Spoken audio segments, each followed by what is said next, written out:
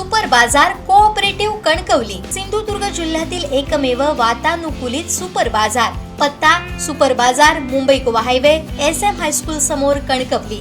आपल्या अतूट विश्वासामुळेच आम्ही 25व्या वर्षात पदार्पण करतोय. तुम्ही उंबरत का नाही गेले? तुम्ही रेकॉर्ड करायला तपासा. आणि हे रेकॉर्ड तपासायची पण काय गरज नाही सर.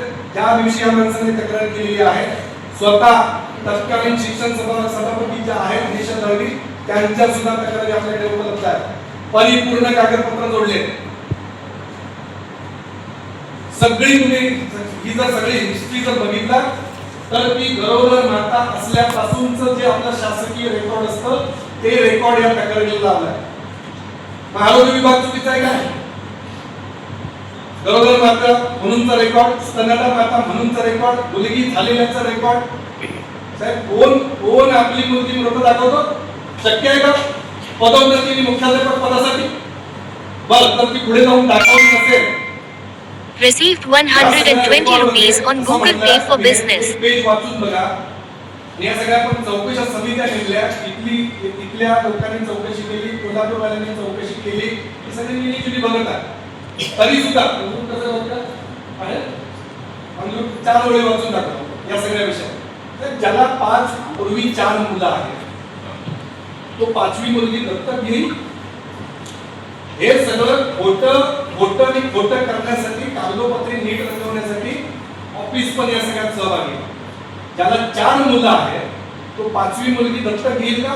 दत्तक दाखवली पदोन्नती करायला, मुख्याध्यापक व्हायला. आणि पूर्वीची मुलगी असताना दुसऱ्यांना मुलगी दत्तक घेता येते. ज्याच्या पूर्वी 3 मुली आहेत तो 4थी मुलगी दत्तक घेतो.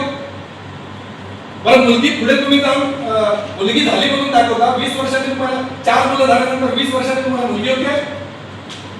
हे मी सांगत नाही, हे रेकॉर्ड आहे. हे मुलांच्या जन्माचे दाखले आहेत.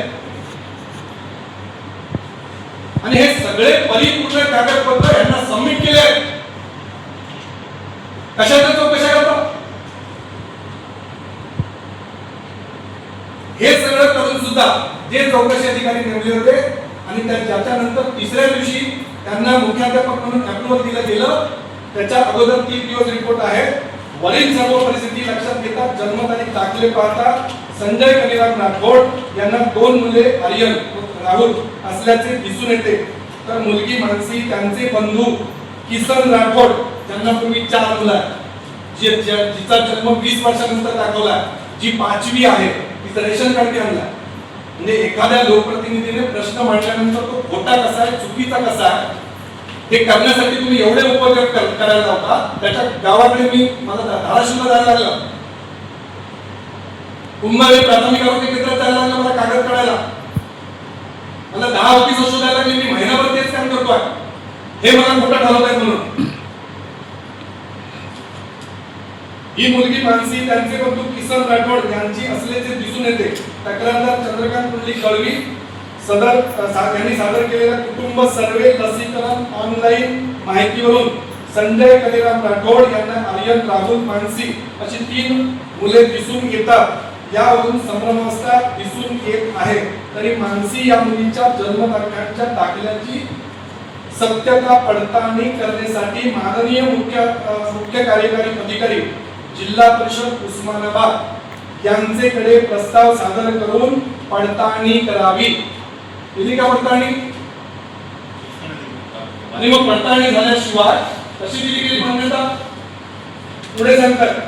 या सगळ्यात आज तक्रार माझी आहे. हे सगळे कागदपत्र मी सबमिट करतोय आणि या कागदपत्राच्या आधारे ज्यांनी या सगळ्या चुका केल्या, ज्यांनी या सगळ्या आस्थापनेत पाठीशी घातल्या, या सगळ्यांवरती कारवाई झाली पाहिजे, त्यांच्यावर गुन्हे दाखल झाले पाहिजे.